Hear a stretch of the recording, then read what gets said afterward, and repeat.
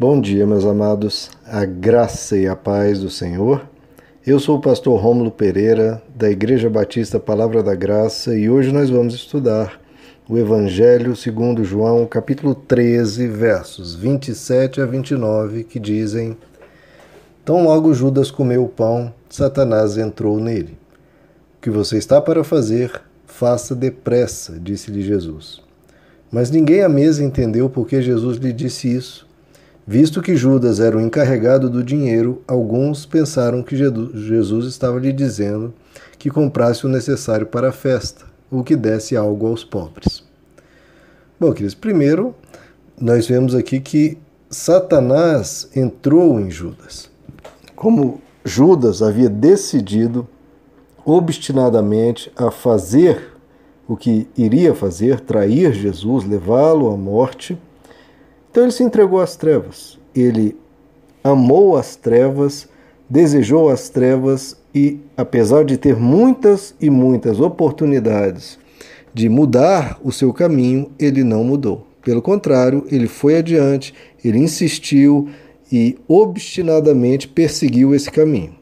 E aí não tem mais volta, né, queridos? E aí as trevas se aproximam e ajudam e tomam conta mesmo do indivíduo. Veja só, queridos, antigamente algumas pessoas diziam, né, não, aquela época de Jesus, quando eles viam uma epilepsia, uma pessoa tendo uma crise epilética, eles chamavam aquilo de que a pessoa estava endemoniada, estava com um demônio.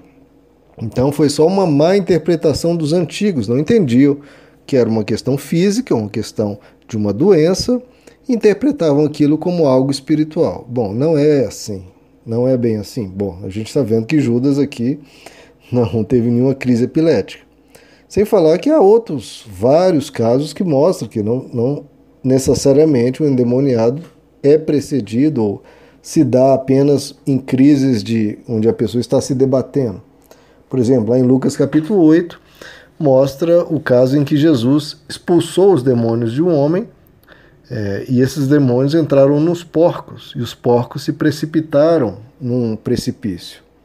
Então veja que não tem nada a ver isso aí com epilepsia. Em Mateus capítulo 12, Jesus explica que um espírito imundo, quando sai de um ser humano, ele vagueia por lugares, sabe-se lá quais, e procurando voltar à sua antiga casa, antiga pessoa, encontrando aquela pessoa ainda com o coração em trevas, ainda com o coração sem a luz de Deus, ele pode trazer outros espíritos para atuar ali. Então veja que Jesus explica, e há não apenas explicações de ideias, mas um fato real, em que espíritos foram lançados sobre porcos e os porcos se jogaram um despenhadeiro abaixo.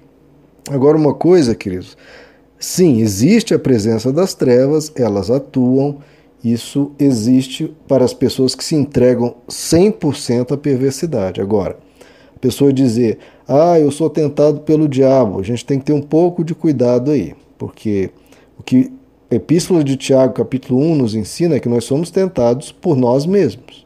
Está escrito, cada um, porém, é tentado quando atraído e enganado pela sua própria cobiça.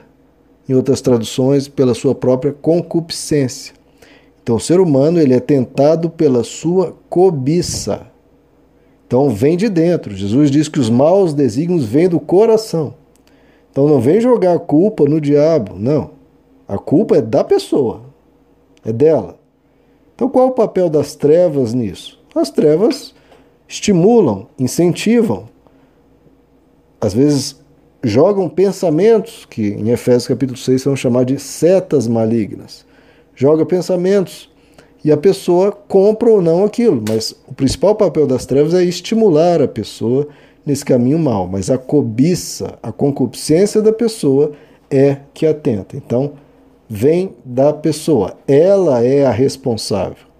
Porque se viesse de fora, a pessoa não seria responsável por aquilo, mas não, ela é responsável pelas suas decisões, por dar vazão ou não àquela cobiça, aquela concupiscência que está diante dela. Jesus diz então, olha, o que você tem que fazer é apressa-te, faça logo. É claro que com isso Jesus não está autorizando Judas ou ordenando que ele faça aquilo. Simplesmente porque, como Judas estava determinado a fazer aquilo, para que ele iria ficar ali, né, no jantar, com toda aquela hipocrisia, fingindo-se amigo de todos? Não. Se você decidiu fazer isso, faça logo, não fique aqui fingindo ser amigo nosso quando você não é.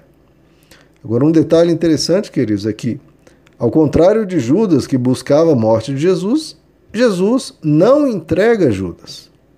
Veja, Jesus sabia que era Judas, como vimos em todos os versos aqui. Então, bastava Jesus apontar para Judas: esse é o traidor. Mas Jesus não expõe Judas diante de todos. Porque se Jesus o fizesse, queridos, veja quem eram as pessoas que estavam ali. Estava Pedro, que era um homem de muito vigor, muita virilidade. Havia Tiago e João, que eram chamados filhos do trovão, né? Boanerges, filhos do trovão. E havia Simão Zelote, essa alcunha Zelote, é porque ele fazia parte de um grupo de guerreiros. Ele era um guerrilheiro antigamente, antes de começar a seguir Jesus. Então havia pessoas ali fortes, pessoas guerreiras e que dariam uma grande surra em Judas. Então Jesus não expõe Judas porque senão haveria ali agressão, haveria violência. E Jesus não queria aquilo. Então veja o comportamento. Enquanto Judas preparava violência contra Jesus, Jesus salvava Judas da violência. Então é sempre isso que o Evangelho nos ensina. Insiste em nos ensinar o tempo todo, fala, demonstra, exemplifica. Não respondam o mal com o mal. Não se vinguem. Deixe a justiça nas mãos de Deus. Não se vinguem. Não respondam o mal com o mal. Como é que você vence o mal? Respondendo sempre com o bem. Se alguém ofende, se alguém te humilha, dê a outra face. É isso que Jesus ensinou em todo o seu ministério e é isso que ele está fazendo. Então Jesus não era apenas de blá blá blá. Não, ele encarnava a verdade que ele ensinava. E Jesus também mostra a sua prontidão em sofrer, né, queridos? Então ele poderia começar a choramingar, a pedir: Judas, não faça isso, eu não quero morrer. Não, Jesus também estava determinado. Era a missão dele e ele estava determinado a fazer isso, a viver isso.